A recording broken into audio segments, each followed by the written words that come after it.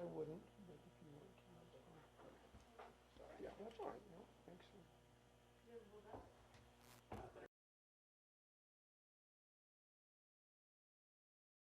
Probably would be my responsibility. I'll do it. Commissioner Kanda, Here. Commissioner Prince, Here. Attorney Clint Smith, Present. and Clerk to the Board Kelly Camper present. Thank you, ma'am. Appreciate that. Audience introductions. We will start here in the commissioner's room. I would just say that we are in a combination live meeting this morning as well as a teleconference meeting. Mr. Kanda has called in on the teleconference line. So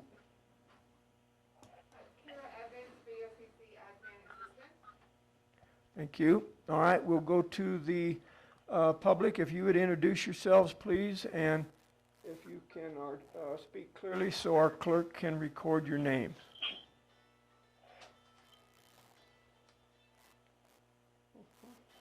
This is Charles Bogle, Royal Custer County.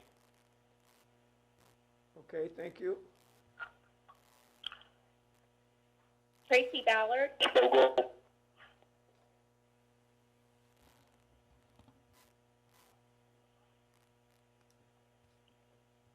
Charles Bogle.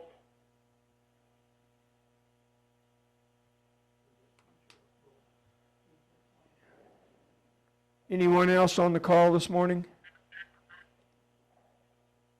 Dale Mullen.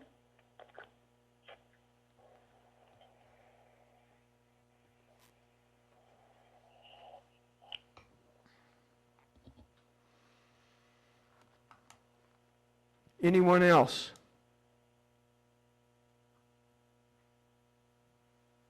Okay, thank you. Well, good morning. Thank you for joining us. Appreciate that. Amendments to the agenda, gentlemen? I have none, sir. Commissioner Kanda? I have none. Okay, nor do I. Approval of minutes? Boy, already my mic's cutting in and out. I don't believe we have any minutes to approve today. Commissioner items, Commissioner Kanda, would you like to begin, sir? Sure, it's been only a few days, but been pretty busy. We all have a couple task force meetings and a policy meeting. I did miss yesterday's task force meeting, tower meeting that we had, the weekly meeting, but Dale brought me up to speed. He got a document, looks pretty good. We're making progress on that. I'm sure we'll hear more about that. Saw the emails. Also, as I mentioned, I have to be on the call at 11:30 with the PDOT aviation guys to finalize our grant, additional money that we're going to work on with them through a matching of funds process, which is going really very well. I'll let you know how that plays out next meeting. Lynn will agree, said he may not be here for this meeting. He's got company. We'll see if he dials in or comes on board, but if not, I'll bring everybody up to speed unless Bob Jolly gets in there. He can do it. Working, of course, Board of Health meeting today. Lots of activity there. A lot of calls. A lot of people getting engaged. New public health order was released and has a lot of different things that we will have a good discussion on. A lot of inconsistencies that maybe we can work with some of our variance process as we go through the day.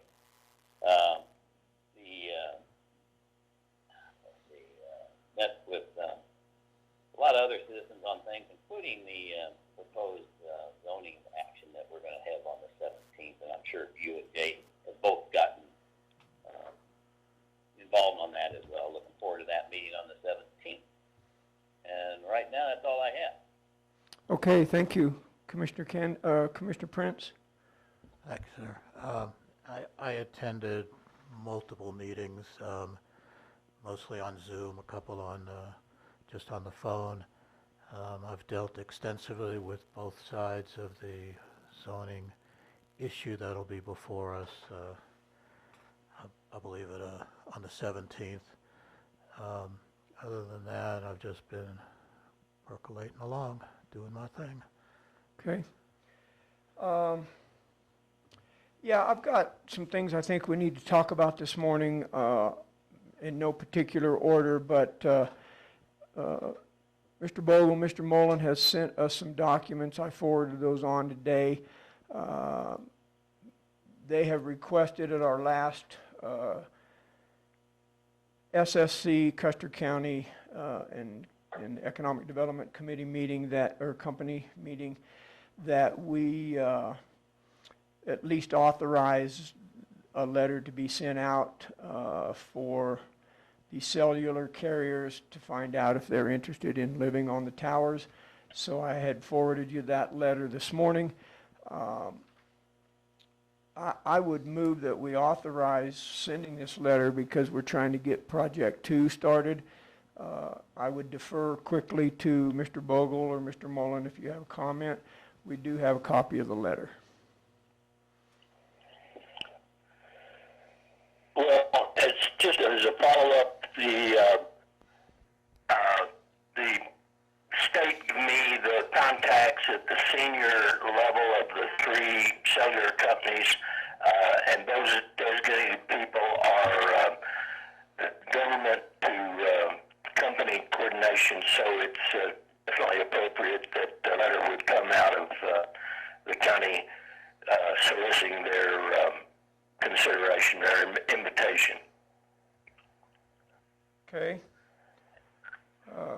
And I think based on the calendar that we're doing and the fact that they're probably not working in any office, the internet, the emails are provided for each of the contacts.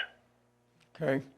I had a quick question. I see in paragraph 1 of the letter that the sentence says, construction of the 6 precisely placed 100-foot communication towers will offer coverage to approximately 40% of the established addresses in the county. I thought that number was 80. I did the same thing. I'll let Dale explain that. Mr. Mullen? Tom, the reason that is 40% is because the 18 mini towers that the 2 vendors have already installed in the county, they provide 40% coverage of addresses. The 6 towers provides an additional 40%, which brings us to a coverage of 80% of the addresses. That's why we're using the number 40% for the 6 towers. Okay, your numbers are based on cellular coverage, not broadband coverage. Is that correct? The numbers that are provided in that letter are based upon the study for internet coverage. Okay, thank you. Yeah, this bill, and, I had the same Did I question, make a but it's motion or not? just semantics then, because we've always said 80% in all our discussions, Dale. Okay. So, So let me interject here because we're out of order. There was a motion on the floor to approve this letter. Is there a second? I'll second I'll it. second it. Okay, you'll have to speak up, Jay. It's been moved and seconded to approve this letter. I'm assuming, gentlemen, you would prefer this to be on county letterhead as well? Yes. Okay. Further discussion? And as a side note, I would tell you that Mr. Bogle also provided the names and addresses of the 3 primary cellular companies in an accompanying document, so we do have the contact information to send these letters to. Further discussion? Yeah, I saw that. I think it's okay. I haven't got any other issues. Any further discussion? If not, we'll proceed to vote. All in favor of approving this letter to the cellular carriers for Custer County, say aye. Commissioner Kanda? Aye. Commissioner Prince? Aye. Commissioner Flower votes aye. Motion carries. Thank you, gentlemen, for that. And then, let's see, Mr. Mullen also had a document from you. See if I can pull that up here real quick.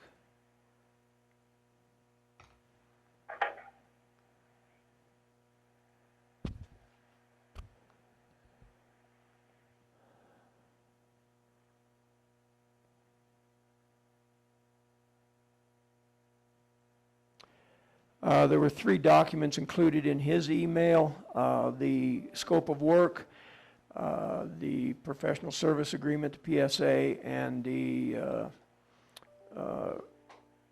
projects, the 4 projects for the EDA required pre-application consultant. So, Mr. Mullen, your preferred action here this morning? Yes, Commissioner. The 2 of those documents, the 4 projects listed with pricing was for reference. Okay. The PSA document that had been previously approved and signed by the county and the vendor was there for reference. The document that we're requesting action on today is a motion to approve the scope of work for project number 2, which is the independent fair market value study and report on the cost to have a WISP provider live on each of the 6 towers. And it's a 1-page document, and it lists the 6 items. It lists the multiple items that the vendor must accomplish to provide that report. Yes, thank you. I appreciate that. Group's pleasure. I move we sign the document or send the document. Is there a signature on that required? I didn't. Yes. 30, or I bought it. the boom truck is coming from CCOM. I'll second the motion. It's been moved and seconded to sign and provide signed copies back to Economic Development Corporation. This will be a document between the county and selective site consultants. Take care of other work. Further discussion? Okay, thank you. It is necessary for sure because we need to understand what, without understanding what the business case is, it would preclude going further if we don't have enough revenue to generate to maintain these towers. So we got to get it out there and understand what we've got. Agreed. Further discussion? Hearing none, we'll proceed to vote. All in favor say aye. Commissioner Kanda? Aye. Commissioner Prince? Aye. Mr. Flower votes aye. Motion carries. We will get that document signed. Do you want electronic signature and emailed, or do you want us to print out a hard copy and I'll sign it and you can come by and pick it up, Mr. Mullen?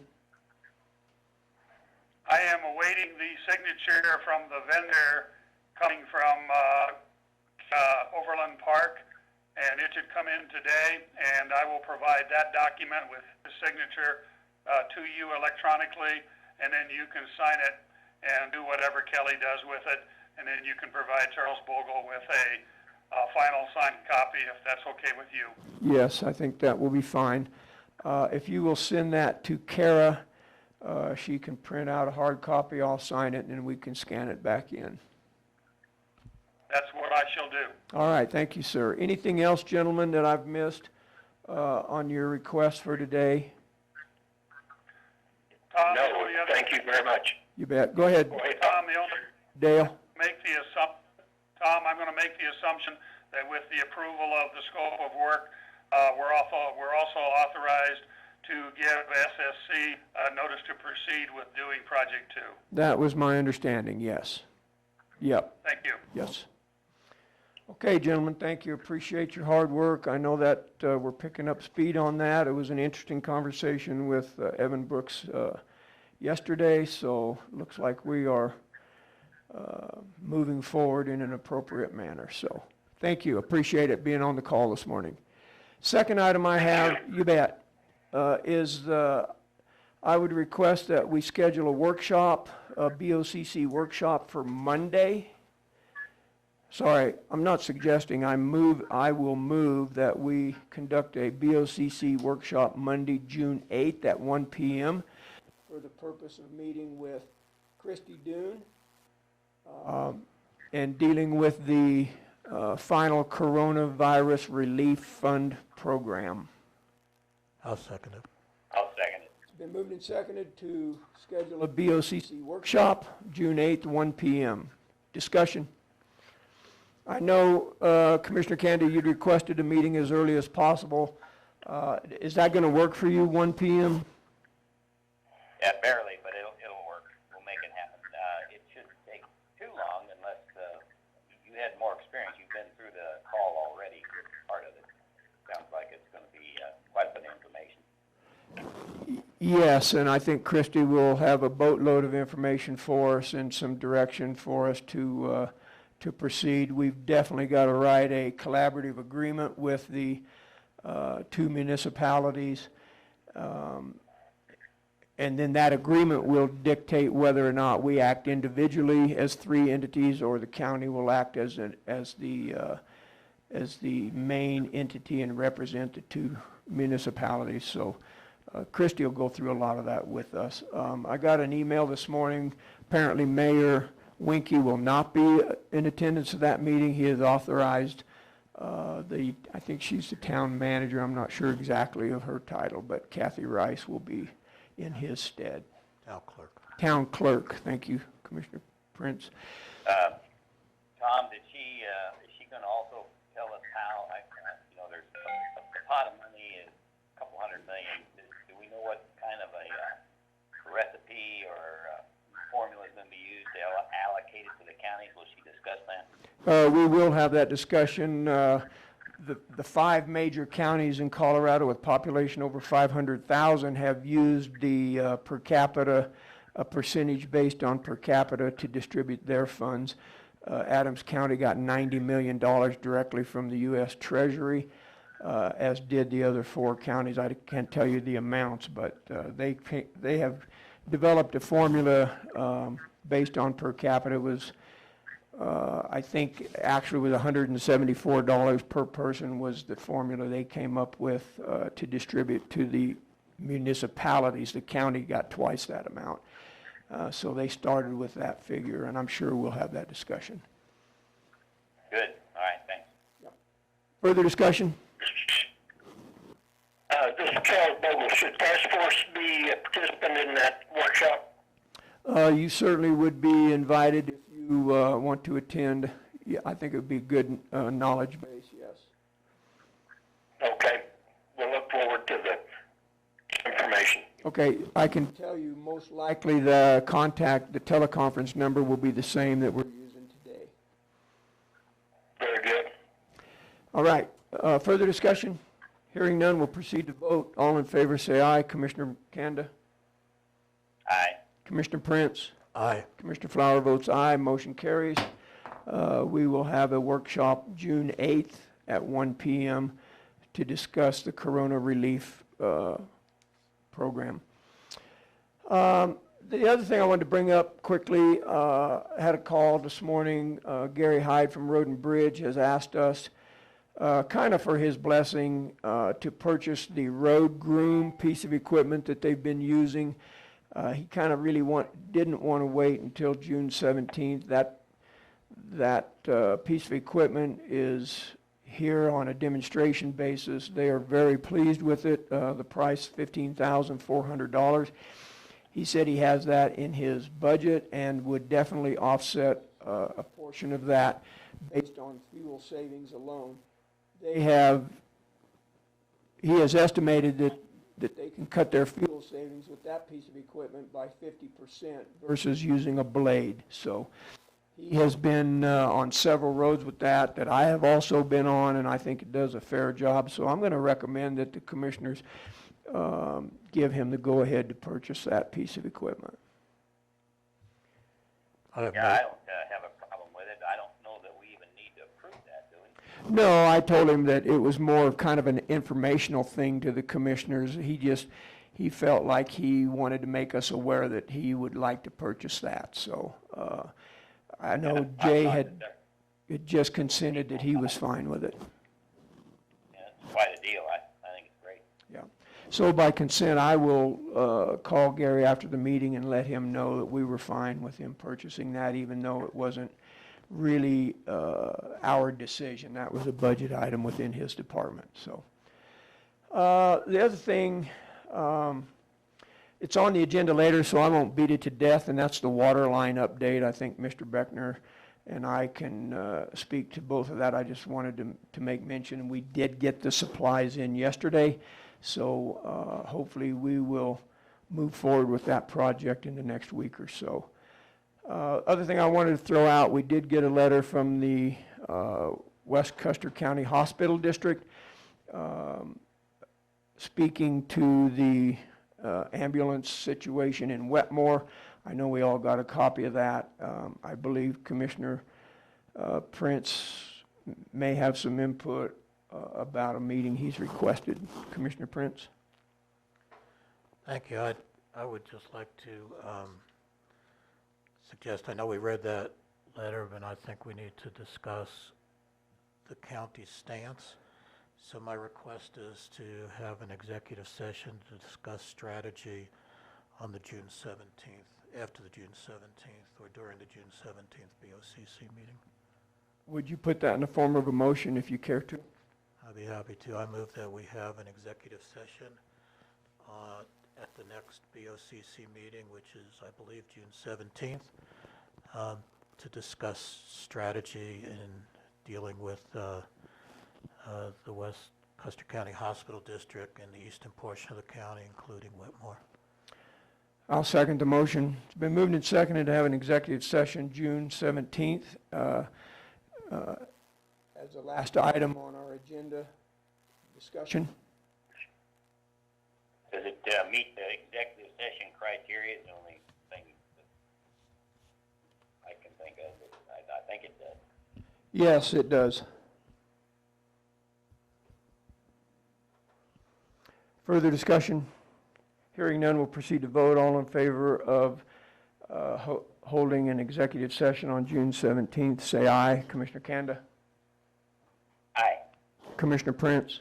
Aye. Commissioner Flower votes aye. Motion carries. We will schedule an executive session on June 17th. I would ask the clerk to the board to probably just label that as discussion of strategy concerning ambulance service for East Custer County.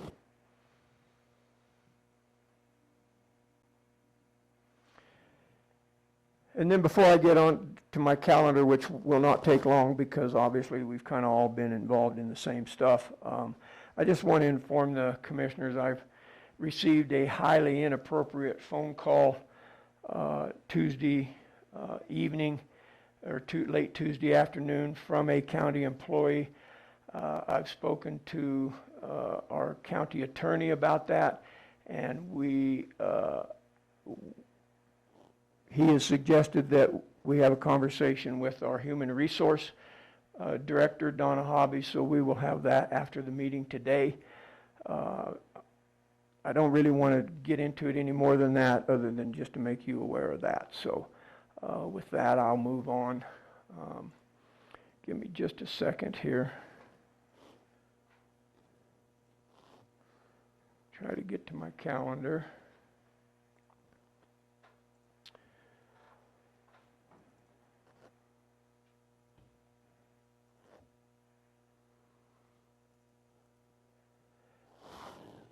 I guess really the only thing that's probably out of the ordinary was my attendance to that CCI sponsored coronavirus relief fund meeting that we just spoke about.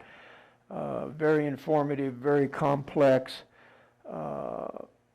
When you're dealing with the U.S. Treasury Department, they had decided that they would distribute those funds to the 5 large counties and then earmarked $275 million for the other 59 counties in Colorado. 10% of that amount was immediately put into a reserve account. I'll check my notes.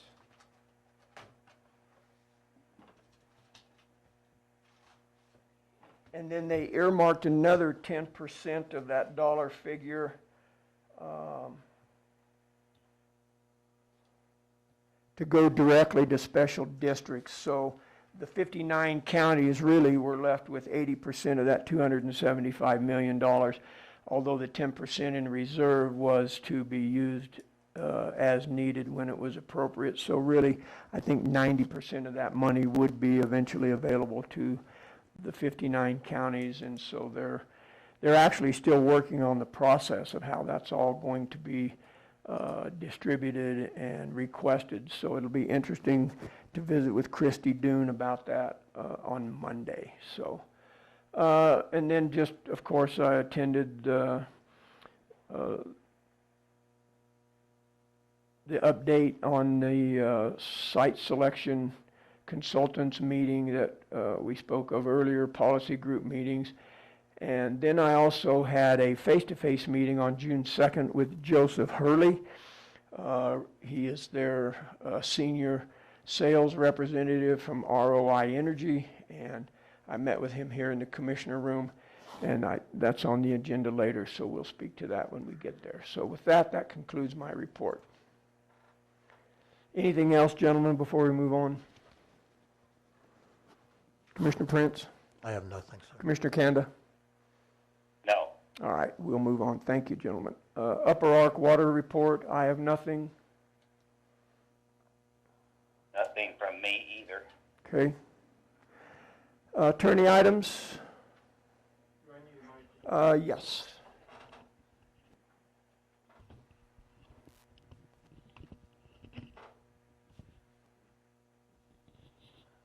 I've worked with Jackie Hobby a little bit this week. One concerns the zoning violation in the woods of Buck Mountain, the HOA. She was been working with them, with the property owner. I think that's all under control now.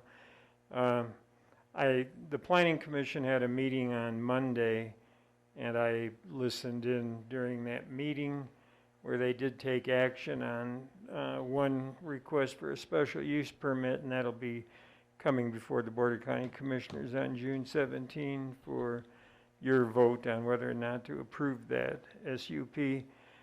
She said that there was a person who was very opposed to it, but he's not an adjacent property owner, and she wanted to know if he, I think her term was whether he had a dog in this fight, and I said anybody who wanted to address the commissioners on it, would have a right to, whether they're adjacent property owners or not.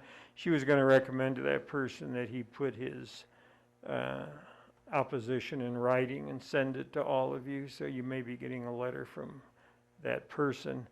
The other thing is, I was just sitting here looking, we just got an email from Sheriff Byerly. I don't know if any of you have had a chance to look at it, but he's pretty concerned about some proposed legislation that could have devastating financial effects on the county. It's kind of an immediate reaction to what's been going on for the last 10 days or so involving the unfortunate incident. I guess that's even understating it. What happened in Minnesota, Minneapolis, that's triggered riots and protests all over the country. But the legislature is proposing something that would impose a lot of new things on the sheriff's department without providing any funding for it, as far as I can see. And perhaps you might want to get the sheriff over here, maybe at least during public comment, to talk about this a little bit more today if you have time. And that's all I have for attorney items. All right, thank you, sir. Yeah, I'm looking at the bill itself introduced by Senator Harrod. I would ask maybe if Kara could reach out to the sheriff and ask if he wants to join us. I think we would have room in here if he wanted to personally come over, but he certainly is welcome to call on the teleconference number as well. Thank you for that report, sir.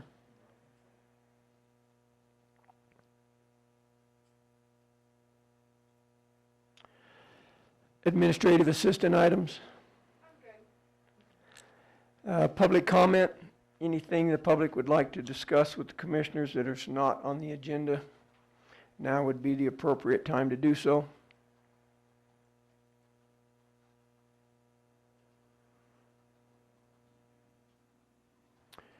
Hearing none, we'll move on. Staff reports.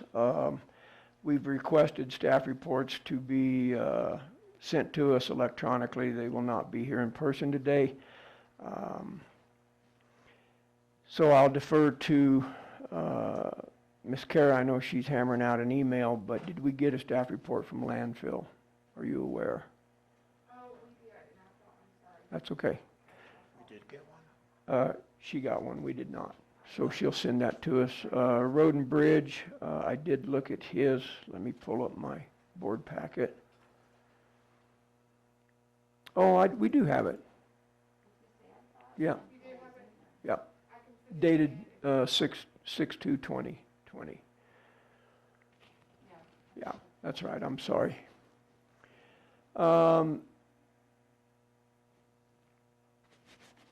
So, I'm assuming, Commissioners, that you have a copy of that, but he talked about a scraper that he has on reservation.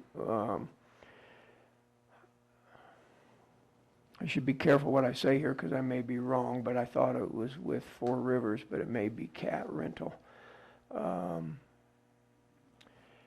So he's got that on the books, but they said he told me that they had indicated that if we chose not to use that, it was not a big issue. Yeah, it is from Cat and Pueblo. I'm sorry, but they do have one on reservation for us. So. I guess I could tell you real quickly too, I did send out an email at the direction of the county commissioners to request to see if there was any local contractors that were interested in renting a scraper to the county so we could maybe do that trench in-house. So far, I've only had one positive response. I have not heard from all 5. I've heard from 3 of the 5. I'm assuming if I didn't hear, they probably weren't interested.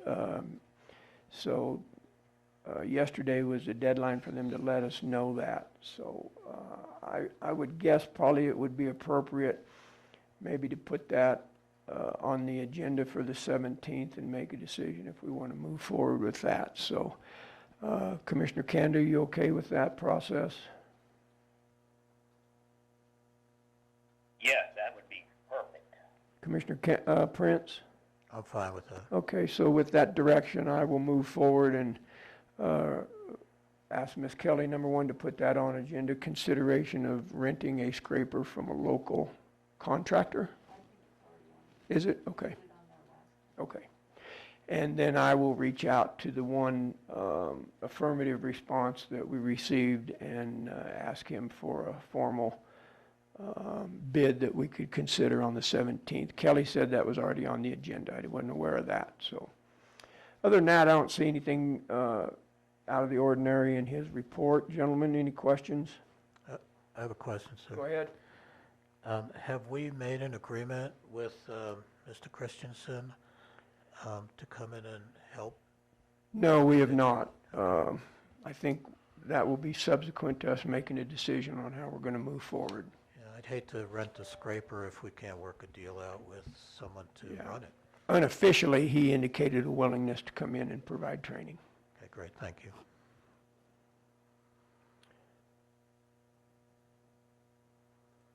Further questions on the landfill? Okay, we'll move on. Road and Bridge supplied us with a fuel report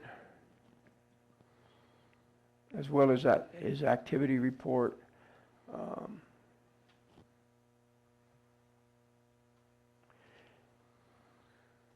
Chairman, I went through this and I thought it looked appropriate.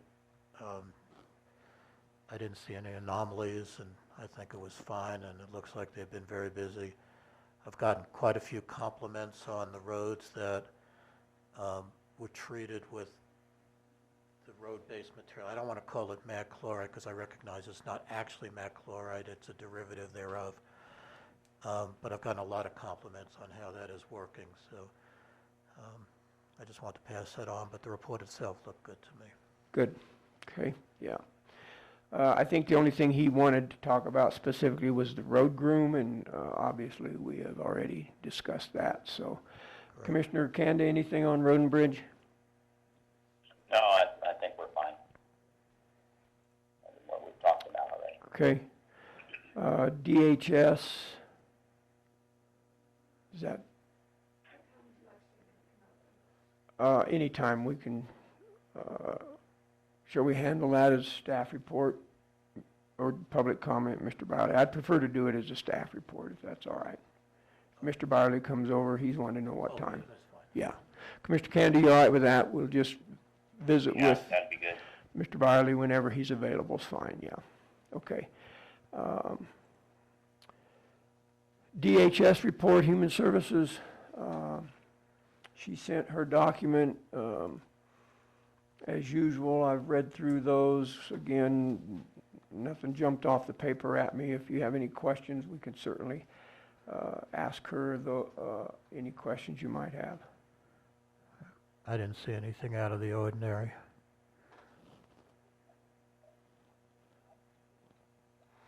Okay. Commissioner Kanda? No. Okay. No problem. I would just tell you quickly, I signed a unusually large check for Human Services the other day. I think it was $17,000. I don't know. It was a pass-through on funds from the federal government. The name just went out of my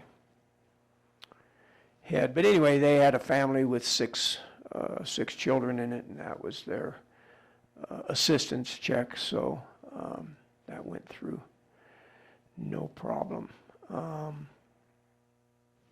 So if no further questions, we'll move on. Just stop me if you have something to interject anywhere along the way, gentlemen. VSO.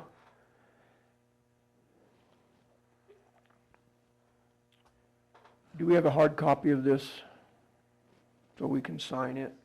Pardon? So will you make a copy for us? Because if we approve it, I know he'll want a signature on that. Commissioner Prince, you had a question?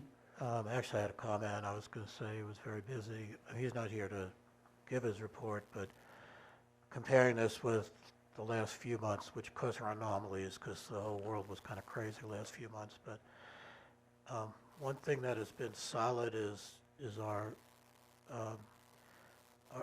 VSO representative, John, taking care of our veterans during this time, and I think he's done a great job, and I'll go ahead and I'll move that we approve the VSO report for May 2020. I'll second the motion. It's been moved and seconded to approve the VSO report for May 2020. Other discussion? I would just point out, I thought it was interesting, he had 15 home visits and 82 food assistant contacts. So yeah, they've definitely been busy over there, that's for sure. So, any further discussion? Hearing none, we'll proceed to vote. All in favor, say aye. Commissioner Kanda?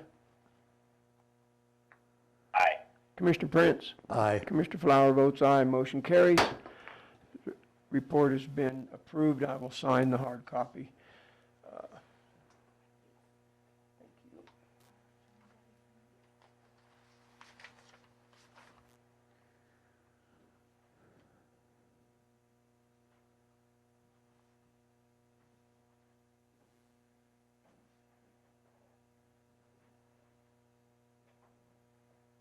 And then Ms. Kara, will you make sure he gets that?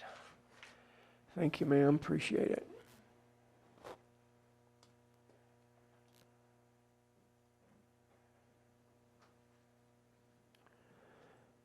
Airport, Did we receive one? no. I did not see one. Not to my knowledge, we did not have a report. And Bill, you spoke a little about the airport. Are you good with that? We'll move on, or do you have something else to add?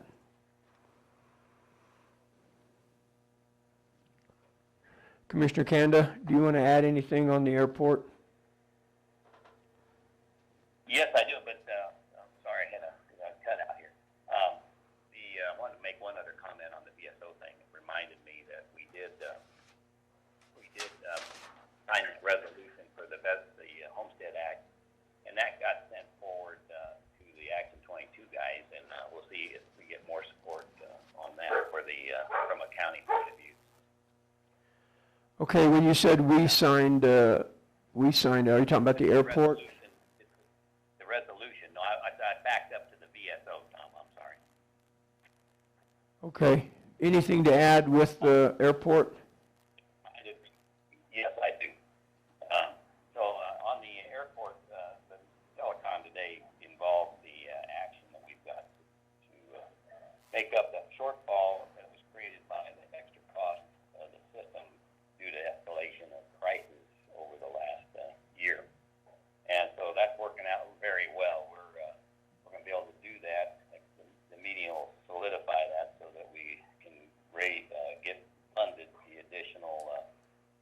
or so that's going to be required, and we're doing that with some work in kind on some trenching out there for the electrical lines and a couple other little things. So going fine. I'll let you know how it turns out as soon as we get it done with our telecom. Okay, do you have any information about trenching from the existing box that's halfway down the runway on the east side of the property? Yeah, turns out there's a transformer over there that they're going to take advantage of on the south side of the old hangar, and that will enable them to, and it'll help because the cost of it will be absorbed by the program to actually get that out there to put a new pedestal in, to allow for power for the potential fuel farm that we'll have eventually as we progress with that improvements on the fuel farm. And then eventually big hangars to be built along that side is what the airport's board's got planned to use the power for eventually. But in that, no other news. Okay, thank you. Appreciate it. Sheriff Biley has offered to have a discussion about the pending Senate bill. So with that, let's take just a second here and turn the floor over to Mr. Biley to speak to Senator Harrod's bill. Morning, sir. Hi, how are you this morning? Yeah, here's an extra one. Morning, how are you? Good. Good morning, sir. Thanks for, it has been that kind of week. It's been that kind of week, I'm sorry. That sounds like Shannon. Yeah, Bill, do you have a copy of that Senate Bill 20-217? I sure do. I pulled it up. Okay. Hold on just a second. Commissioner Prince? Just a question, Sheriff, I have not read it since you just sent it this morning, so could you give us kind of an update on what it is before you just Sure. jump right in? Thank you. Sure, so it's pretty lengthy and it's pretty detailed, so, I mean, I don't know how much time you want to spend on it, but, so this bill was introduced on Tuesday, and it is in, the version that I sent to you is revision number 3, and the bill was originally introduced by Senator Harrod.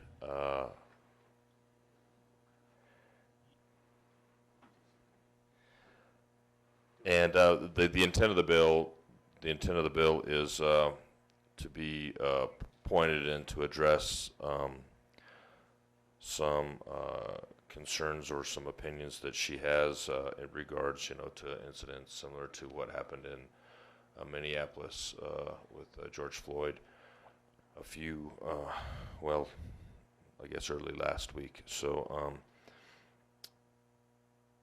the bill is highly concerning because first and foremost, typically when the legislature is trying to draft legislation and trying to put bills in place and laws in place, there's an effort to bring all the stakeholders together so that you can get different opinions, different thoughts.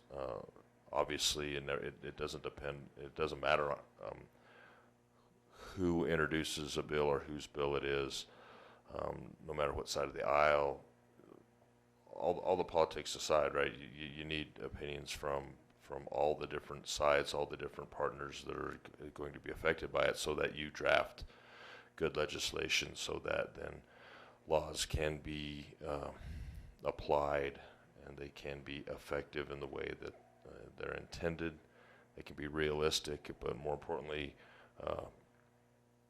they don't negatively affect any one group or any people in the way they go about. And this bill there is no intent to involve law enforcement, and this is directly targeted towards law enforcement.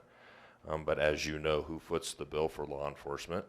that is local counties, municipalities, and so on and so forth. So originally the bill was 24 pages, and I'll try to wrap it in a nutshell.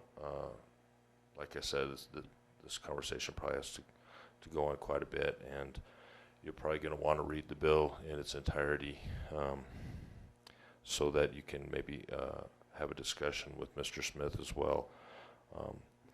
There are parts of the bill that that I have to be concerned with, and that I'm having to take and do as much as I can on. But then there are other parts of the bill that have a bigger effect on the county and the county government as a whole. And so I would encourage you to not worry as much about the law enforcement aspect as it is the costs and the ramifications to the county. And perhaps, I'm hoping that CTSI is way in over their head on this, trying to be involved in chiming as well, because this is going to carry a significant cost. Originally, this bill proposed that the AG's office start an entirely new criminal investigations unit to investigate police officers whenever there's an assumption or an accusation of impropriety against someone's civil rights.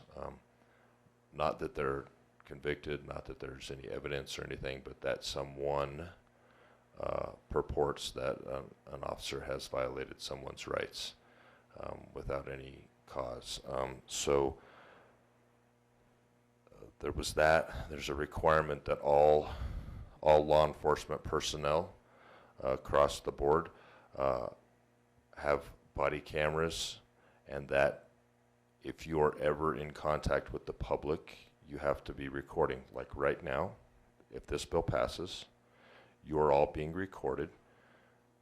Any conversation I have with you at any level, at any time, would always be recorded. I couldn't go talk to the Boy Scouts about bike safety without recording that. It all has to be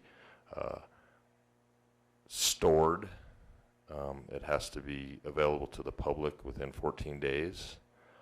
So as the bill's written, if one of my investigators interviews an 8-year-old little girl for a sex assault within 14 days, that body camera footage has to be released to the public in violation of the law. That's against the law. That victim is protected, but this bill will require that we have to release this body cam footage. Those types of, it's just appalling that they would even purport or suggest that we would do that. Innocent citizens, victims, suspects. If I interview a suspect that's not charged yet, but is just a suspect, within 14 days I have to release that body cam footage to the public. So how is an individual that is a suspect, how do they get a fair trial? Maybe they're not guilty, but it just violates the protections of both victims and suspects across the board. So it's just, it's really troublesome, concerning. Where this comes down to, that's what really affects the county, though. So body cameras are inherently expensive. We just, so as you know, in 2015, we started a body camera program. All of our patrol deputies had body cameras. Well, those cameras were a lower end. They weren't as good a quality. We had a lot of problems with them, a lot. So we just recently purchased a new body camera system with some grant money through Black and Gray Marijuana. For 12 cameras, the cost is $58,000. 12.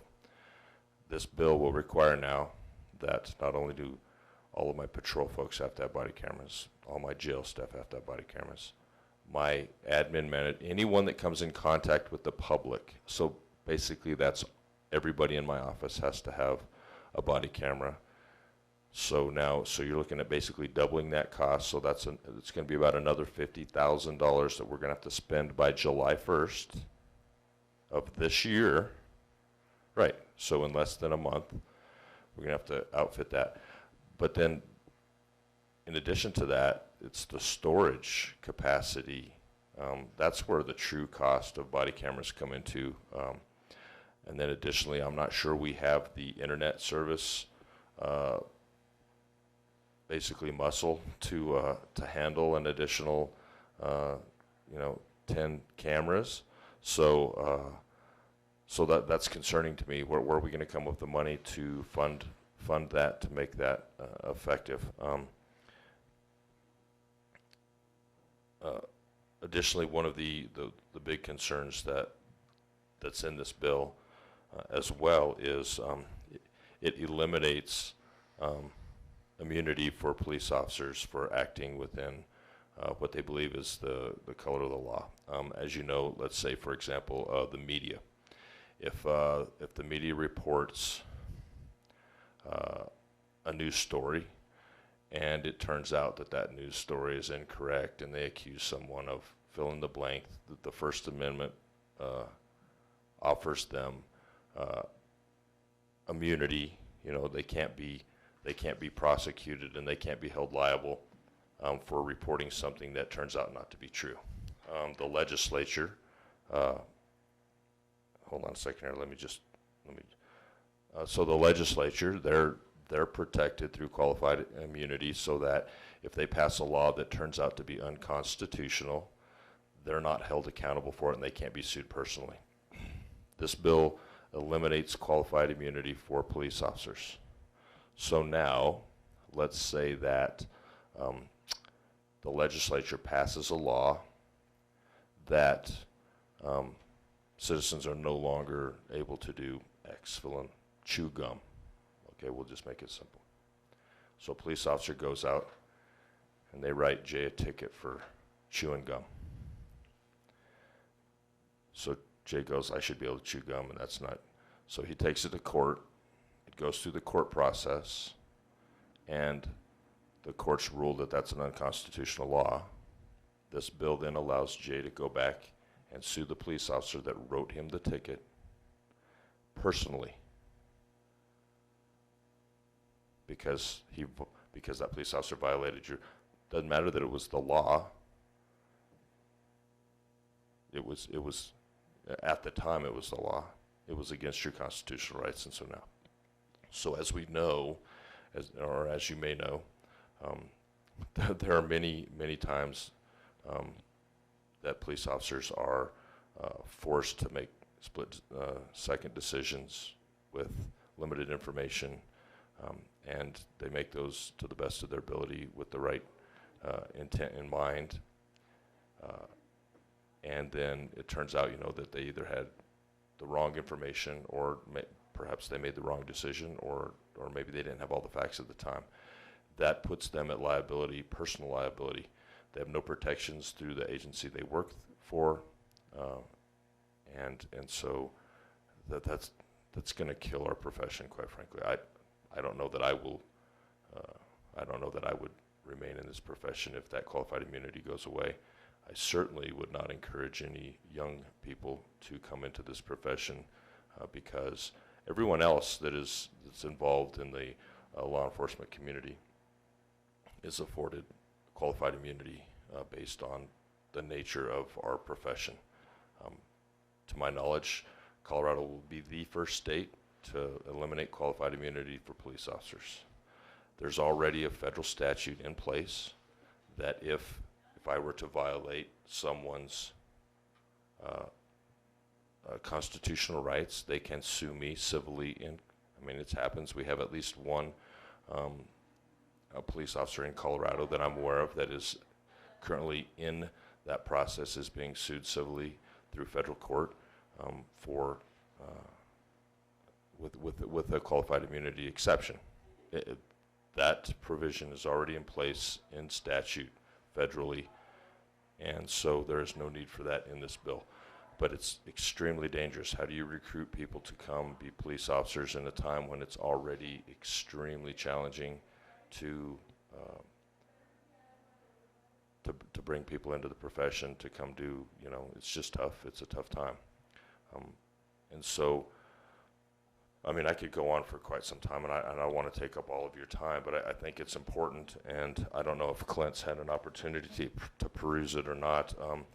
It is in its third revision. After the first version, you know, we were promised when the legislature came back together that they were going to go through, because they're on such a tight timeline, they were going to be, you know, the bills that they were going to look at and go through, or that they could get through quickly, that they were going to be friendly to all parties involved, that they were going to have no cost involved, and here we sit. The cost to the state for this bill originally, you know, they're looking at $100 million. So what did they do? They revised the bill, and now no state agencies, this doesn't apply to any state agencies, only to local agencies. So evidently, state law enforcement officers aren't a danger to people's constitutional rights. Only local law enforcement officers are. I mean, it's just not, it's nonsensical. It doesn't, there is certainly intent in this bill that is good, and I don't know if you've been keeping up with any of it or not.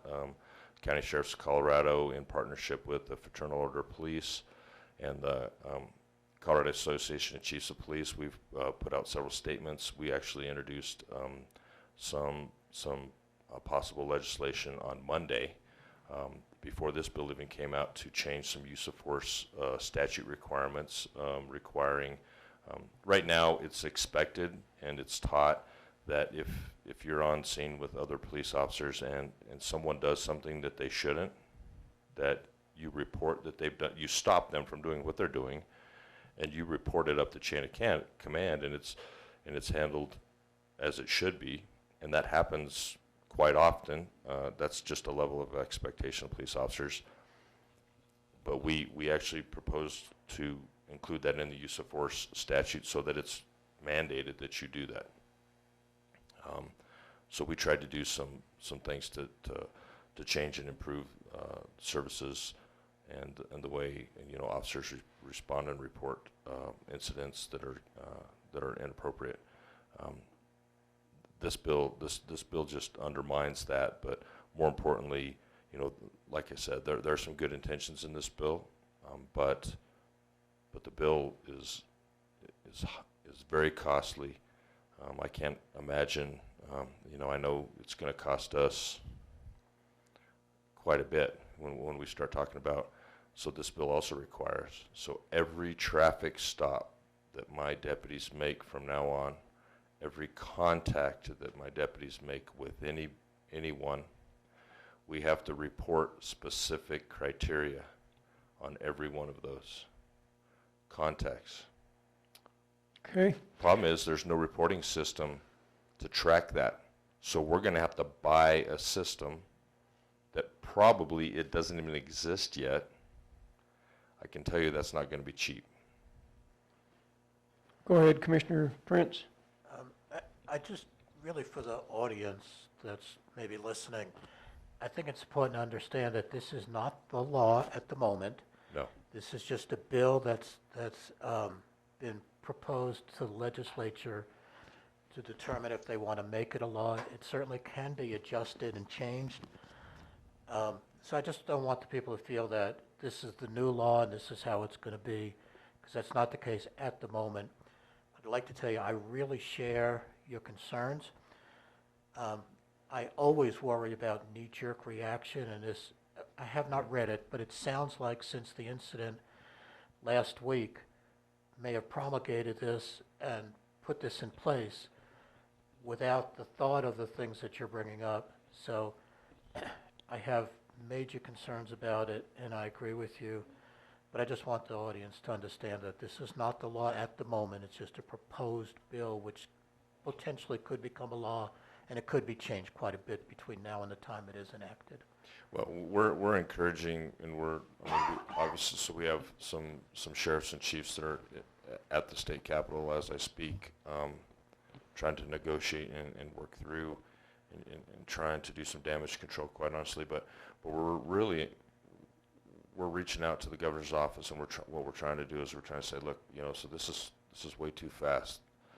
So let's have a special legislative session to talk specifically about this bill, and let's let all the partners that are affected come together, and let's draft legislation that's going to be effective and reasonable for everyone. And we're hoping that happens, but the reality is that they sent us this revision last night, and every Democrat, senator, and representative in the legislature has signed on to it already, which is I've never heard of that before. It's a very strong message that says basically this is going to go through and there's nothing you can do about it. That doesn't mean that's going to happen, but it might. So that's why I sent you this message and said, hey, listen, we need to reach out, and we need to be talking to anyone and everyone that will listen about our concerns. Would you be interested in drafting those concerns in a letter on behalf of the commissioners that we could forward to our state elected representatives? I mean, I'd certainly be willing to help with that, Tom. But like I said, there's two approaches to it. One is from the law enforcement side, and the things that I cited, plus there's additional stuff. And then from a governmental side, I think it's about the cost and about is this really going to serve our citizens? And so, I mean, I can help with that, but I mean, Hey, quick question here. Go ahead, Commissioner Kanda. Yeah, Shannon, I don't know when, but when would be the proposed final voting on this? How much time do we have, actually? That's hard. That's hard to say, but I would be surprised if it's not done by Thursday or Friday next week. It's not completely finished up there. By next I mean, week. it's already been. I forwarded it to the Action 22 guys. I think all the counties need to be engaged because of the financial impact alone that's Right. significant, as well as the infringement on people's rights. And I think a two-pronged attack is good from a law enforcement side, and then the counties who have to put the bill and actually execute this have a big dog in the fight. Maybe we can get some help on some proposed drafts of what we could send in as commissioners.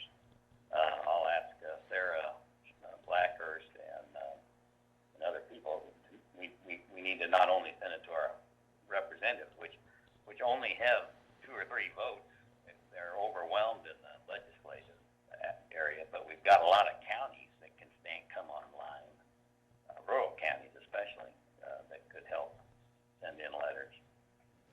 Okay, I'd like to bring this to a close. I would ask Sheriff Byerly if he's interested to draft up some kind of a document that we could look at as commissioners. I think you're more in tuned to address the issues at least presented to the county and obviously to your law enforcement agency. So thank you for coming in, sir. Appreciate it. You bet. And thanks for sending that to us. We will digest it in due course. Okay, thank you. Thank you, Shannon. All right, we will move on. Give me just a second. So Office of Emergency Management did not have a staff report. However, she did provide us with her timesheet. She has recorded 213 hours from May 1st through May 29th. So I would move that we approve her timesheet as reported. I'll second 213 I'll hours. second it. It's been moved and seconded to approve the timesheet for Office of Emergency Management. Further discussion? Hearing none, we'll proceed to vote. All in favor say aye. Commissioner Kanda? Aye. Commissioner Prince? Aye. Commissioner Flower votes aye. Motion carries. Timesheet has been approved. I will sign that.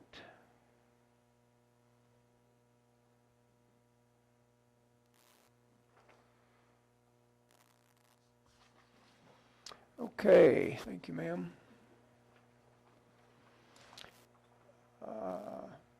IT report. Vernon submitted his report to us, outlines the work he's been doing. Certainly, these are busy times for that gentleman, putting in a lot of hours, I know that.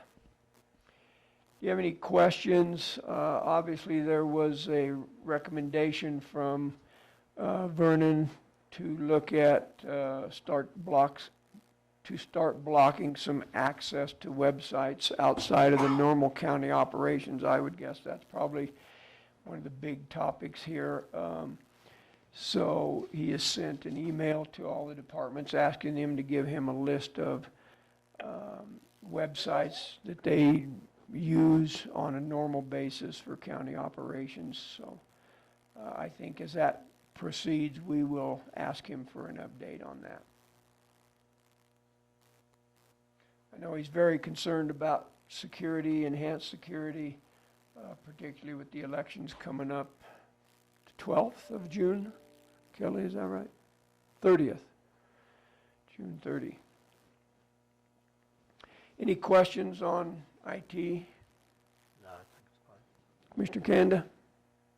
None here. Okay, we'll move on, thank you. Extension.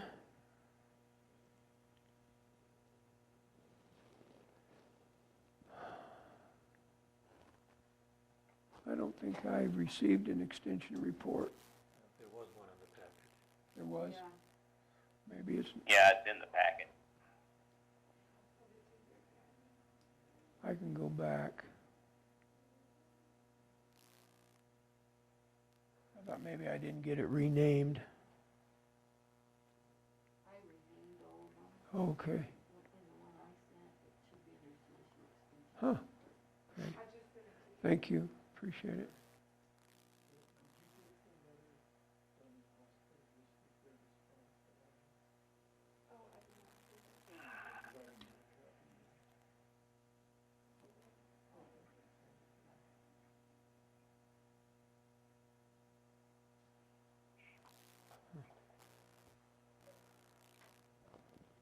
Questions, comments concerning extension report?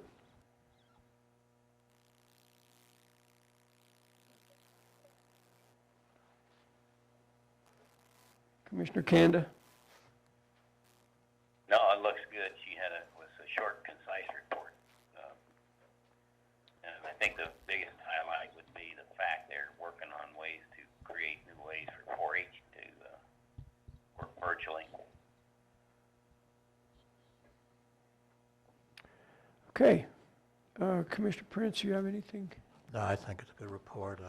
I agree with Commissioner Kanda that 4-H is really, really important. I've had many people ask me what's the status, and I tell them we're doing everything we possibly can to continue it.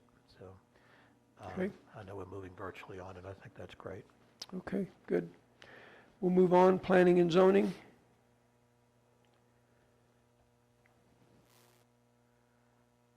I know they did have a planning and zoning meeting that council spoke to earlier. That's on the agenda. I think they're going to give a recommendation to us on the 17th concerning 2 special use permit requests. Actually, just one. The other one Oh. was the first presentation stage, That's true. so there was going to be one that they voted on. Okay. I would just... if Go I ahead, may- sir. If Yes. I may, sir, thank you.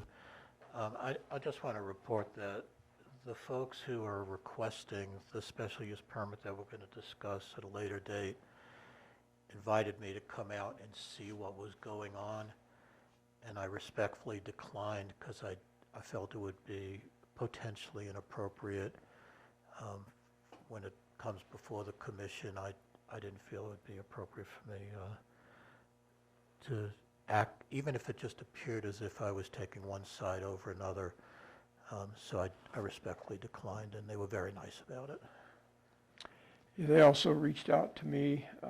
I told them that I would take that under their invitation and consideration, but that I doubt that I would do that prior to the hearing. So I didn't want to compromise the planning and zoning's process, as you indicated, so. Thank you. Mhm. They also talked, I think they sent us each a letter, from what I understood, from both sides. I got a letter from opposition as well as for. And so I talked to Jackie a little bit about it.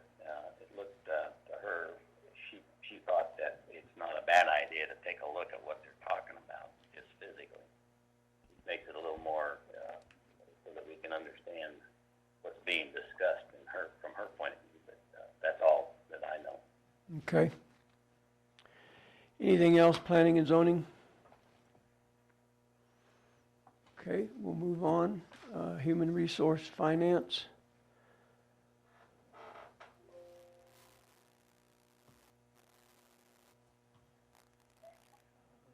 Nothing, okay. Thank you. Yeah, maybe this is a good time to deal with that, huh? Yeah.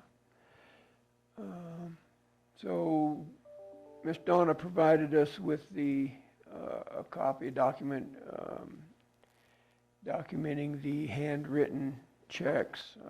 Trying to pull that up as we speak here. Yeah, I saw them. Looked. There's a couple big ones in there, like you said before. Looks good report. Yeah, and I don't know why I can't pull it up for some reason, so give me just a second.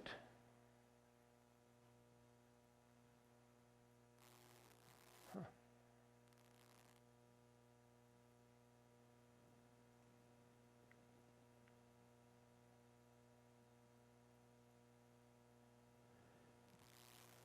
Do you have a copy of it, Commissioner Prince? I did a minute ago, and I got it now, yes. Email? Yeah, it was on,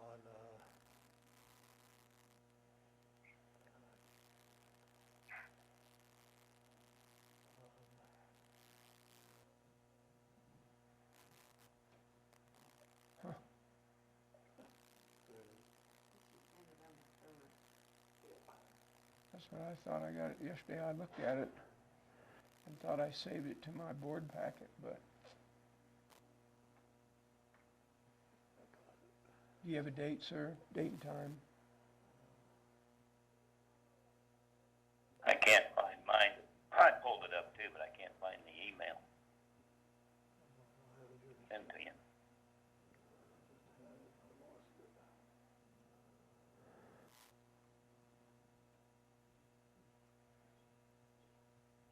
I don't know what's going on. My computer is acting up. I'm wondering if, because I can't pull it up on mine. Yeah, I don't know what's. Excel spreadsheet, and I wonder if you don't have that on your laptop. Can you pull it? Did you get it I received it and I opened it and looked at it.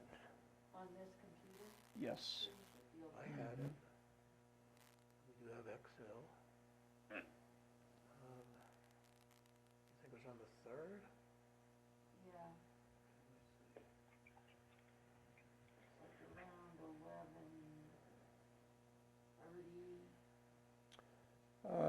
9:55 on the 3rd. So, I don't know where I filed it, but I couldn't find it. 40,926. I had to do a search on my email. I just typed in Donna and it came up as the first document. So, yeah. So the handwrittens were a total of $40,926.72. I would move that we approve the handwrittens as provided. Been moved and seconded to approve the handwritten checks in the document as provided. Further discussion. There was a lease payment in there for a sheriff's vehicle. That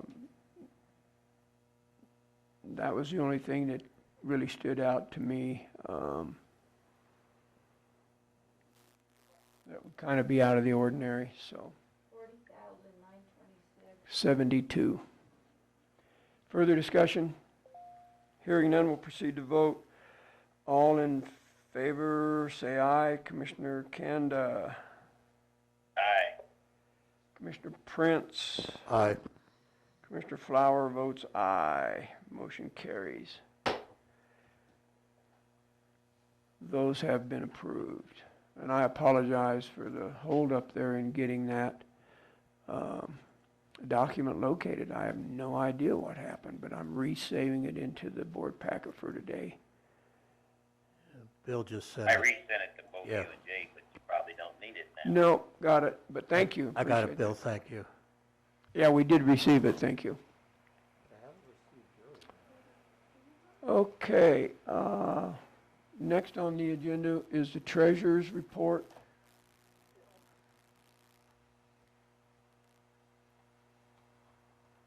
We've been accepting these, so I'll move we accept Virginia's, our treasurer's report as presented. Been moved and seconded to accept the treasurer's report as presented. Discussion?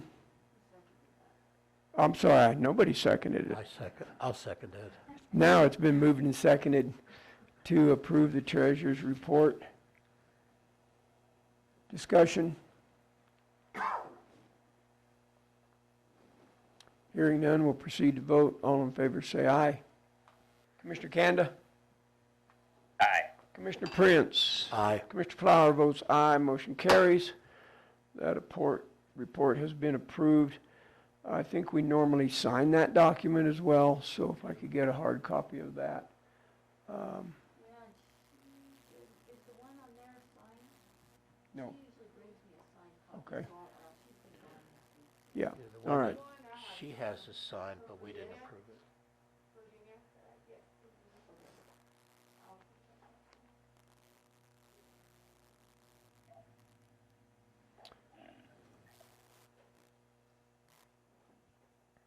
Any further staff reports that you're aware of, gentlemen? I have none, sir. Nor do I, Commissioner Kanda. No, none. Unfinished business to come before the group? I do. Commissioner Prince indicates he does. Go ahead, sir.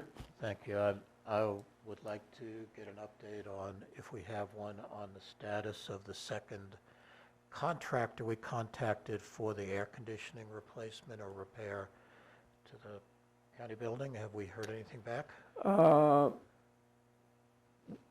We did, yesterday was the deadline for indicating an interest to pursue that. I had one response, and so,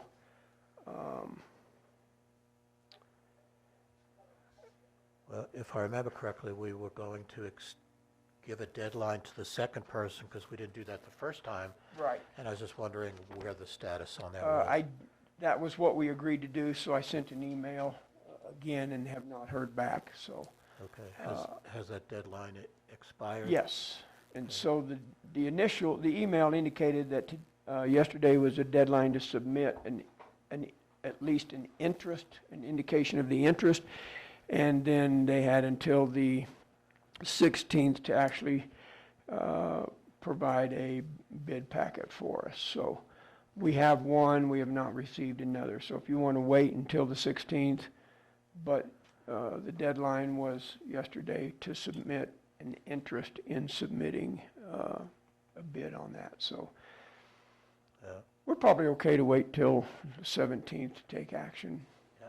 Yeah, that's fine, taking action on the 17th. I'm just a little concerned. If we had a deadline, I think we need to adhere to the deadline, not just for this particular, but for any time we have an issue like this. I think we shouldn't really waver from, we give a cutoff date, you don't respond by that date, you're too late to join the party. And that's just my opinion. Okay. I'm pulling up the email that I had sent. Hopefully I'm pulling it up.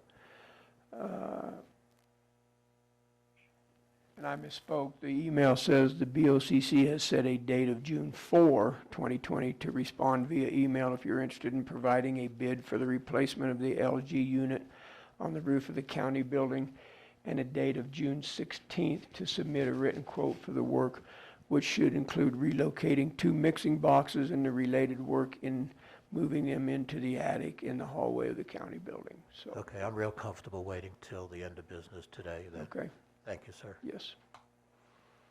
So do you want Kelly to put that on the agenda for the 17th? Yes, I think we should. Okay. Step ahead of us. Again. Well, I thought that was our plan, yeah, was to, but I haven't looked at that agenda, so. Any other unfinished business, Commissioner Kanda? None from me. Commissioner Prince? I'm fine, thank you, sir. Nor do I. We'll move on to new business. We'll allow public comment prior to voting on any action item.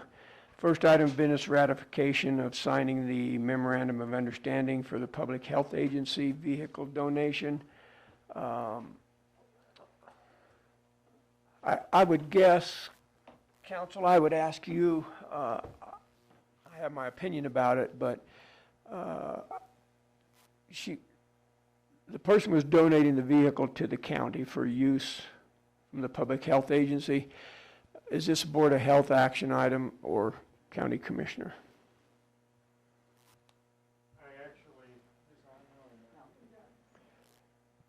All right, I actually think this probably is appropriate to be before the Board of County Commissioners, since you do have to approve taking this on, because there will be some expenses involved with it. So I think it's something that you can go ahead and decide. I didn't even realize I had prepared this at Alyssa's request some time back, and I thought it had just sort of died. I didn't realize it was signed and been sitting there all this time. Yes, that's it. It's exactly what happened. We did sign it to accept the donation of that vehicle, and it was through by and between that individual and the county, Yes, not Board of Health. because you do finance the Yeah. Public Health Agency, so this is appropriate for you to take action on. Okay, thank you. So I would move that we ratify the action of signing the memorandum of understanding dated 13th day of April 2020. I'll second it. It's been moved and seconded to sign, or to ratify the signing of the memorandum of understanding between Custer County and Claudia Morris for the donation of a 2004 Chevrolet Trailblazer to be used by Public Health. Further discussion? Just a quick comment. I think this was a very generous donation, and I compliment Ms. Morris for doing this. Thank you. Commissioner Kanda? No, I agree. Okay. Further discussion, gentlemen? If not, we'll hear public comment. Hearing none, we'll proceed to vote. All in favor of ratifying the signing of the MOU, say aye. Commissioner Kanda? Aye. Commissioner Prince? Aye. Commissioner Flower votes aye. Motion carries. MOU has been ratified, or the signing of the MOU has been ratified. Kelly, are you okay with documentation? Okay. All right, good. So we don't need to put an addendum on there that it was ratified. Okay. All right, thank you, gentlemen. Appreciate that. Next item of business, consideration of signing an incentive application for ROI. I have that application. As I indicated earlier, I met with Mr. Hurley. This is pertaining to interior lighting only, converting our existing lights to LED. Kind of an interesting project. When he sat down and explained it to me, I know you haven't had the luxury of setting in on that meeting, so I'll just kind of summarize real quick. But Black Hills Energy is committed to entering into these agreements in an effort to reduce electrical use, and so part of that is working with companies to provide, or to actually implement the programs. ROI does that as a business. They contacted Ivan about it, and he's brought it to us once before. They have a do-it-yourself program where we can agree to upgrade our lighting to LED and do it ourselves, and that ends up with the incentive plan costing the county $0. If we hired the company ROI to do it, the total project cost would be $28,138. There's $16,000 in incentive programs, so our cost, if we had them install all the lights, would be $11,673. He does not recommend that. He had a discussion with Ivan and myself, of course, about us doing the DIY program, thereby saving $11,673. So it would be zero cost to the county with an annual savings of just on our electric bill of $9,484. And that information came from Black Hills Energy. Commissioner Prince, question? $9,484 a year. Yeah. Two items. One is, this came before us once before, and we kind of tabled it, but we learned a lot more information. Speak up, Jay, please. I'm sorry, sir. I'll do better. I was going to say I had two items. One is that we discussed this minimally at one point, a couple of meetings ago, or maybe last meeting, and we thought we would table it at that time. I read the documents that were sent to us, and I looked at the costs, and I thought, we're really not in a position to do this. But the information, and item two is, but the information I'm learning this morning is no cost to us. It's just going to take some labor from folks here at the county, and we're going to have a tremendous saving. I think the legal term for this is it's a no-brainer, so I would recommend we move forward. Okay. I know that was a fairly brief overview on my part. I did speak with Ivan at some length, and he indicated probably it would take a couple of weeks, not working on it every hour that he works here for those 2 weeks. They give us 45 days to implement this with the possibility of extension if there's some extenuating circumstances. He felt comfortable. He's done this exact same project over at the clinic. Took him a week. Most of those were plug and play bulbs. Here we're going to have to replace some fixtures, but they provide all the fixtures. They ship the entire package to us at no cost. Obviously, their company's going to gain this $11,000 or $16,000 incentive program. I mean, that's obviously part of their business approach. So, but I thought it was important to us that, number one, the annual savings. Number two, there's no cost to the county whatsoever. It's not a reimbursement thing. We would never disburse any funds towards this project other than the labor to install this. And Mr. Hurley and Ivan both felt like that those replacements could happen within house. But also, he said, Mr. Hurley indicated if you get into a situation you need some advice and direction, you may have to hire a local electrician if you get into something that he didn't feel comfortable with. Still, I think the savings would be significant. So, Chair would entertain a motion to the effect if the commission so decides. I'll go ahead and I'll move that we accept the do-it-yourself portion of the project to change our lighting to LED as presented. I'll second it. It's been moved and seconded to move forward with the LED Black Hills Energy ROI efforts. I say Black Hills because we have an incentive application that we do need to sign, and it goes to Black Hills, and then they move on to ROI to provide the equipment. So as a friendly amendment, I would suggest that the signing of the incentive application is included in that. You're all right with that, sir? I accept that, thank you. Commissioner Kanda, you okay? Yep, that's good. It's been moved and seconded then to move forward. Further discussion? Just a quick clarification. Black Hills Energy is the company that we pay the electric bill to, right? Correct. And ROI Energy is a separate operating company? That is correct. Engaged? Okay. And Yeah. There's no other competition for ROI Exactly, yeah, they're repping Black Hills on this incentive program. The incentive program comes Yeah. from Black Hills. Right. And, yeah, I think he sent us all a letter, at least I got one from him wanting to talk to us. And did they, I think separately. I think it's a great deal. Good thing. Okay, further discussion, gentlemen? Public comment?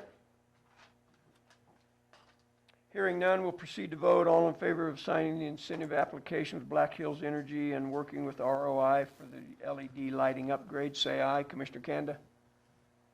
Aye. Commissioner Prince? Aye. Commissioner Flower votes aye. Motion carries. I will sign that and ask Miss Kara to send this on to Mr. Hurley, and he will forward it with the packet to Black Hills Energy.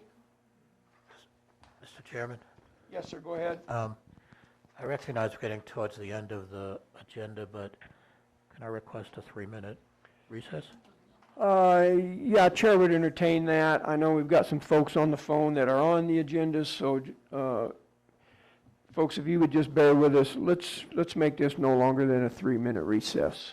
We stand in recess. Thank you.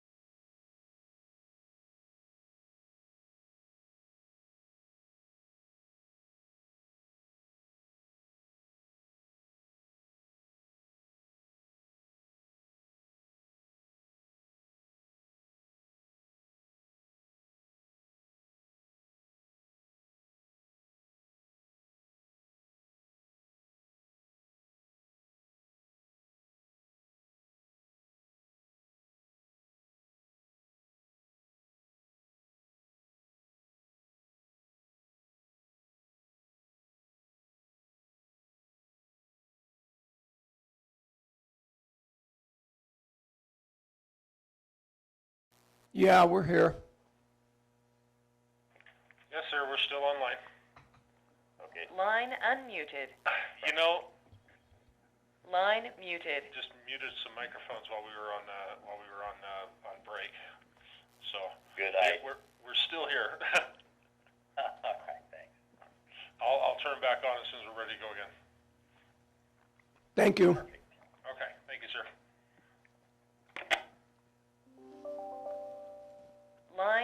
unmuted. Clint, I'm sending you that document you asked for right now.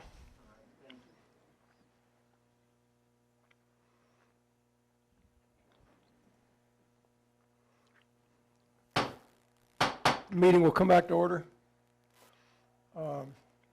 Thank you on the phone for your patience. Appreciate that. Next item of business on the agenda is the Wet Mountain Valley Saddle Club discussion on the water line and funding. So I know Mr. Beckner is on the line. I don't know if Saddle Club President Mr. Coons is in attendance today, but I would defer and turn the floor over to Mr. Beckner. Well, thank you. Thank you for having me. Now, Mr. Coons is actually horseback riding with his wife and some other folks with the club today, so they're out and about, so I get the pleasure of talking to you all. So thank you again. You bet. Please speak up a little bit, Mr. Becker. Yeah, if you could speak up just a little bit, Ron, I would appreciate that. Thank you, sir. All right. Let me do this. How's that? Is that Yeah, any better? much better, thank you. Thank you. You bet. You bet. Thank you again, Tom, for getting that material ordered. I know that we've got it in, and what I'm hoping to do at this point is set a time schedule. I first and foremost wanted to ask, did we get a agreement or something where we've got that excavator available to do this work? Yeah, the excavator's on reservation between June, let me look at my calendar real quick.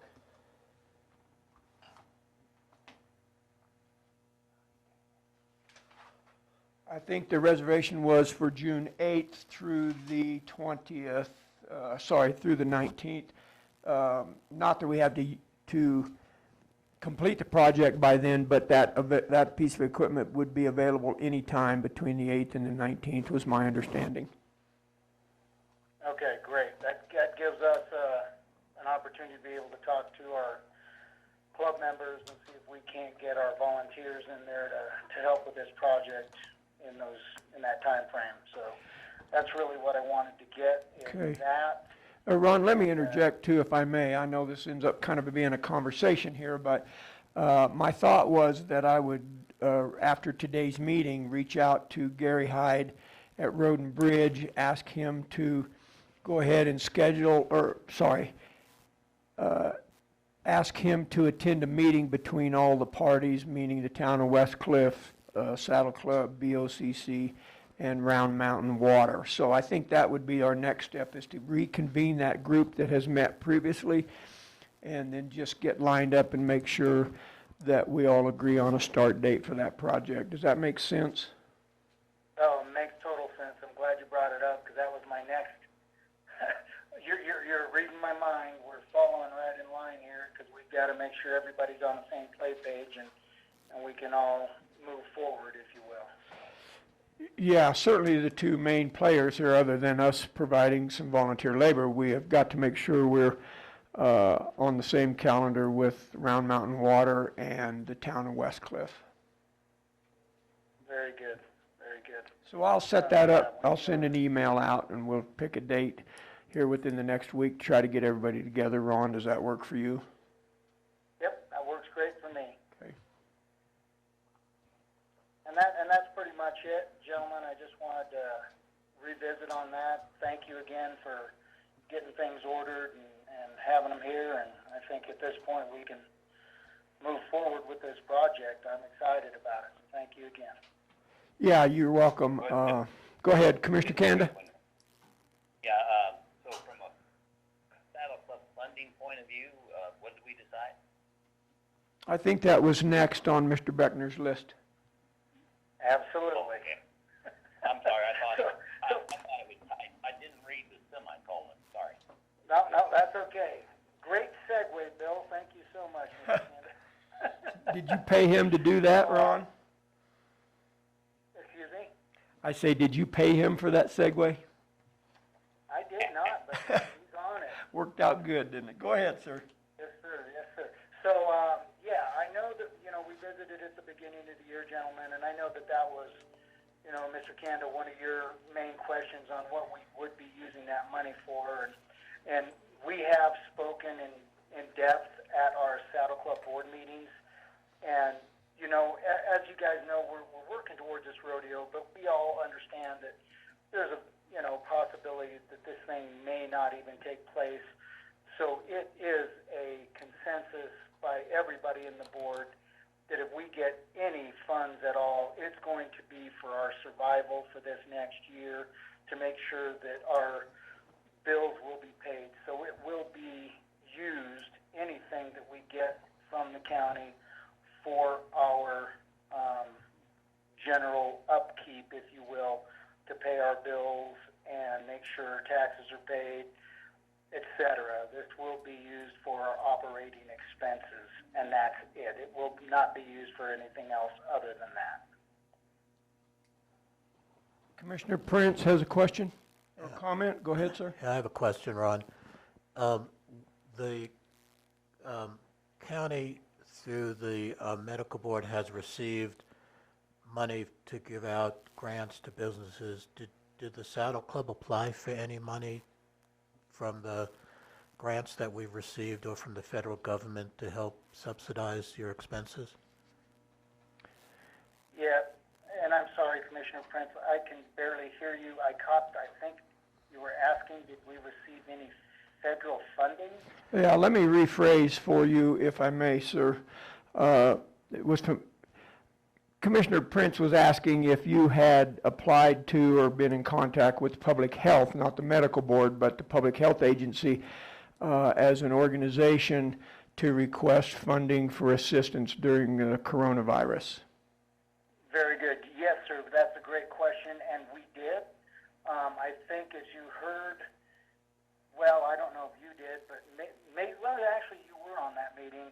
They did say that the people that they granted the money to had not received any other funding. We did apply also for the economic injury recovery loan. We did not get a loan, but we were given $1,000 by the federal economic injury grant that was provided to us.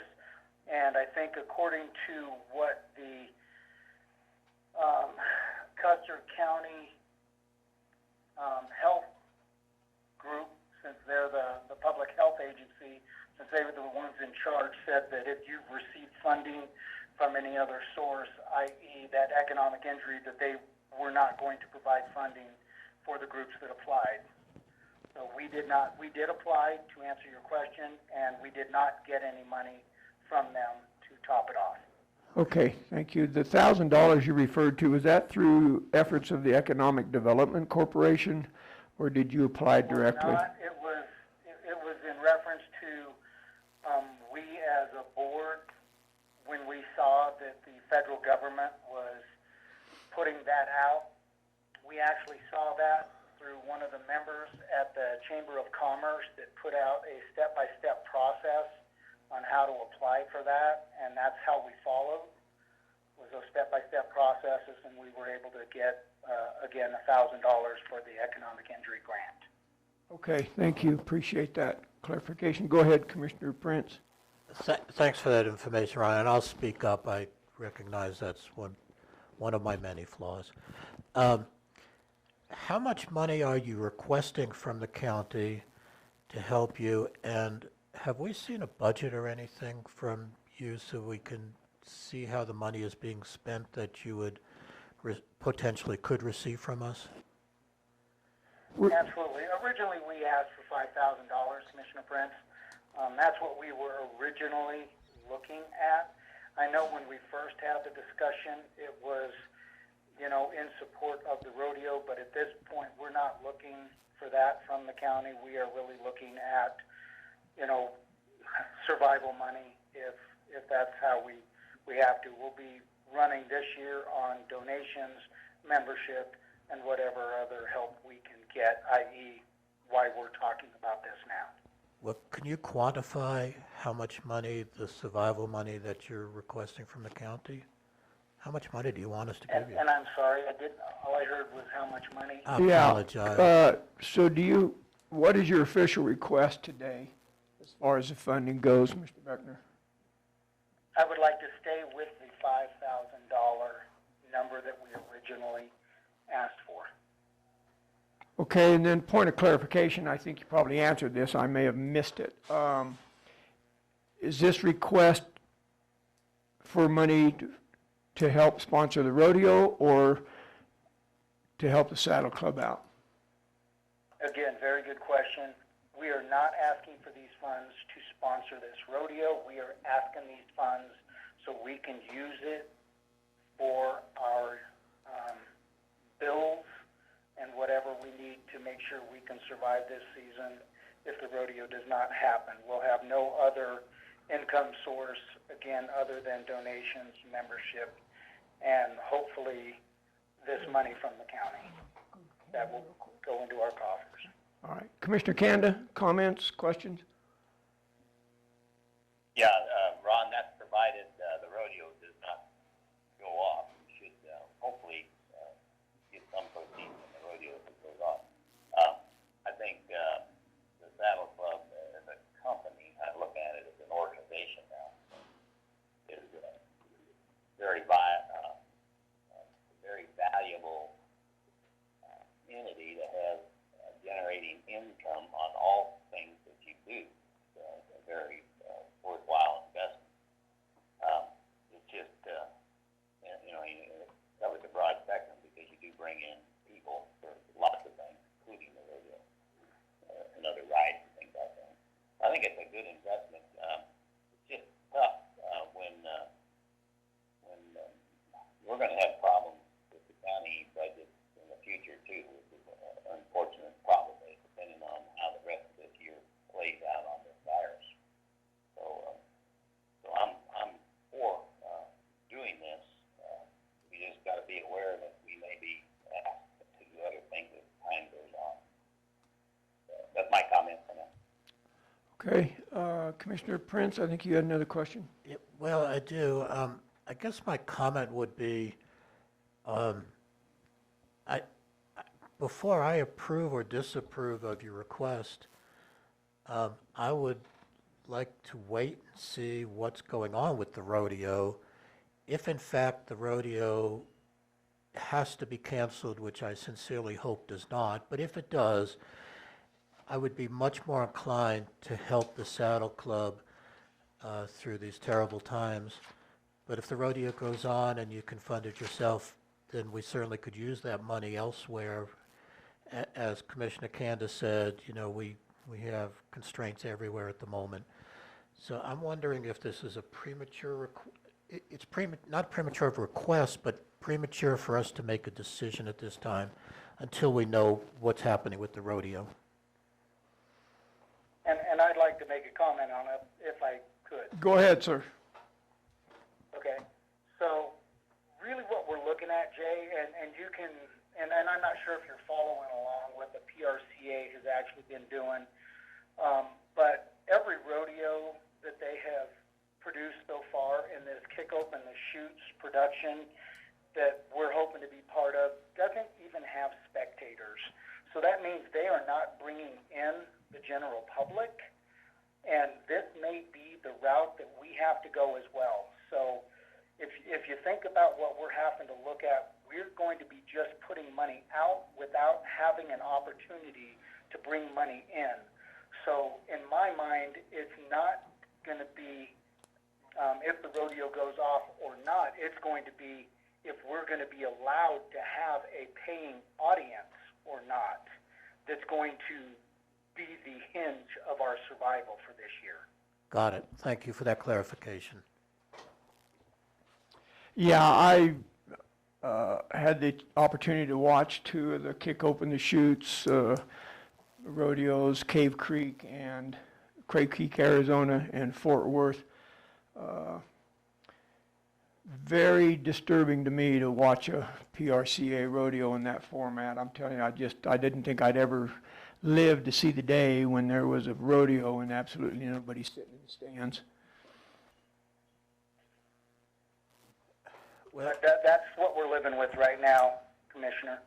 We're just in that day and age, and I can tell you right now, we as a Saddle Club are not opposed to being able to do that, to be able to support these professional athletes in this venue, but it's still going to be, we're just putting money out for this thing, and we'll have zero opportunity to bring money in, for the Saddle Club.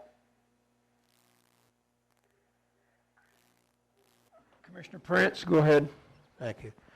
So, Mr. Chairman, I fully understand what the Saddle Club issue is. I understand the rodeo issue. But what we don't know, the big question mark at this point is if we're going to be able to have a rodeo with paying customers or not. That's the point we don't know at this point. I suspect that decision is going to be made very quickly from the governor's office coming down to us and dictating how we have to do that.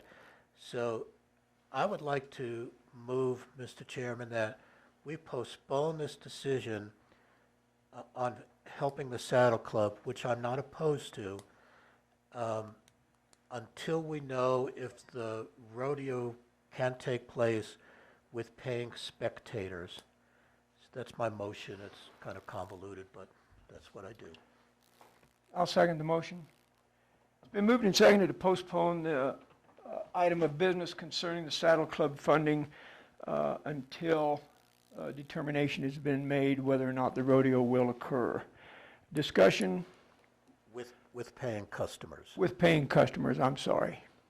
With paying spectators, yes. Discussion, gentlemen? I will make a comment, and we can. Okay, can you speak up, sir? Can you hear me okay? Yeah, we can now, thank you. Okay. Yeah, I think, I fully understand that, and I think that's a good idea to postpone it. I just want to make sure everybody understands that it's a worthwhile investment for the future, and if the investment occurs with paying customers on a rodeo that occurs, that's great for everybody concerned. And so that's why I think it's a good idea to wait.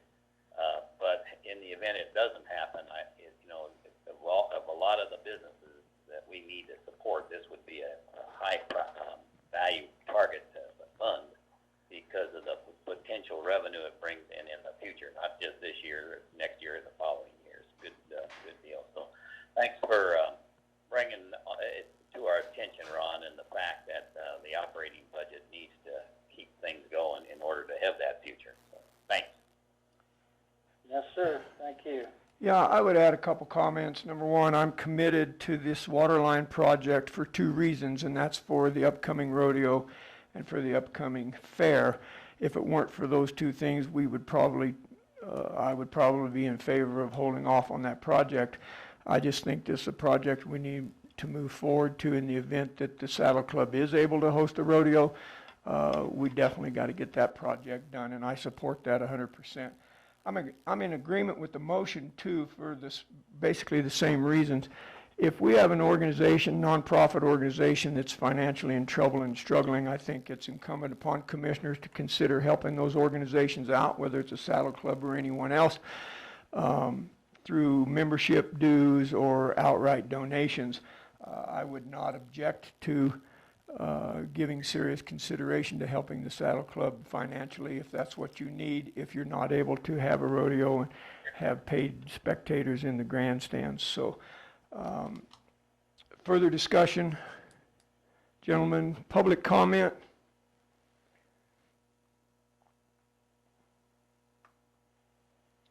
Hearing none, we'll proceed to vote. All in favor of postponing this item until it's determined whether or not the Saddle Club will have a rodeo with paid spectators, say aye. Commissioner Kanda? Aye. Commissioner Prince? Aye. Commissioner Flower votes aye. Motion carries. This item has been postponed. Mr. Beckner, if you would reach out to the commission again once that determination has been made, be more than glad to put you on the agenda. Very good. All right, Chairman, thank can you. I Hold just on make- just a second, Ron. We have a couple questions. Yeah, Go ahead. It's really not a question, just a comment. I just wanted to reiterate what Bill said is 100% correct. I think we all recognize how important the rodeo and the Saddle Club is to this community. And our action today is not saying we don't want to help you, it's just we're a little premature in determining whether we should spend those funds at this point. So I hope you don't take this as a negative. We're just trying to be fiscally responsible. Thank you. Anything, And thank you for that comment, and no, it's not taken that way at all. You guys have a fiscal responsibility to this community as, we do for, you know, the community and the Saddle Club as well. So this is not, I'm not taking it, and I know the board of directors is not taking it as a shine on either. I know that, this is probably the most prudent thing that you guys can do at this time. We're living in an unfortunate time, and, I just appreciate the audience, so thank you. you're welcome. Appreciate that. And thanks for your time. I know you've been on the phone a long time. We appreciate your patience. Thank you. Yes, sir. Any additional items of business? I have none, sir. Commissioner Kanda? Negative. Nor do I. We will close up our meeting with public comment. Anyone is welcome to address the board.